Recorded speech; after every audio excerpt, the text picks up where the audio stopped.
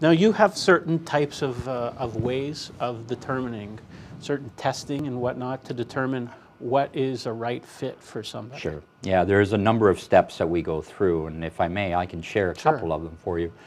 One of the things we need to embrace when we work with people is really the science of it. And so what we do is, and you might be familiar with psychometric profiling. But what I've we heard do of it. I don't know too much. Essentially what we do is we look at people and try to say, do you have the DNA of franchising? Are you wired for the game? And so we go through a testing and we look at you from 4 different perspectives. And so those are leadership. So can you drive a business? What's your customer service values and how do they match for you?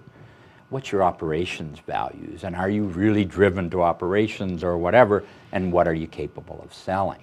And so what I end up with is a picture of what you look like for business ownership. And I actually can take that picture and match that to franchisors that are looking for people just like you. And that's one step. And okay, what's the next step? Well, the next step then is to develop the strategy. And like there's issues around funding. How much money you got? What can you realistically do? What really are things that interest you?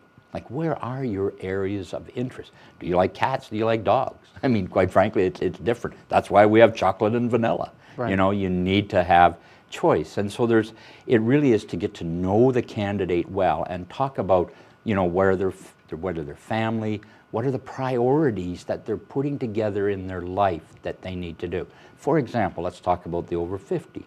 He may not want that 24/7 type business. He may have some cash and some lifestyle issues that he's striving to achieve. And if he is that way, then let's match to them. So it becomes more about building that strategy. Okay. And then going and finding it. Now the other thing is that would be nice for people to know is that your service is basically free to the buyer. Yes, it is, and yes, it is. It's absolutely free, but it, you know, and I'm free as always. I know that old saying. What do you get for free, right? Yeah. Well, you know, in this model, I necessarily ask people to. I want to engage with people that are serious about finding themselves and are going to get active. And I mean, it's free, but I mean, I need to work with people that like what I do, that are going to follow those instructions and directions and are committed. And that's why we screen and test to make sure that you effectively qualify for me to spend that kind of time. Well, I mean, that is such an important thing because, I mean, you need to find something that you are suited well to. That's right. And then it doesn't feel like work. I mean, this poor accountant, imagine what his life was like, you know, every day he probably wakes up thinking like, oh, I got to go knock on doors today, right? I mean, it was awful. Yeah. It was absolutely awful. And it's so easy to avoid because you need to develop a strategy.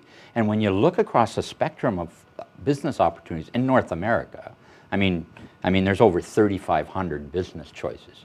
Look at 100 a day and you still won't get through the whole list of franchise opportunities that are out there. Right. And then you're afraid you'll miss something or whatever, and you don't know the quality of the companies because all of those things are going to vary. And that too is about how you are in terms of what tolerance of risk you have to your kind of business ownership.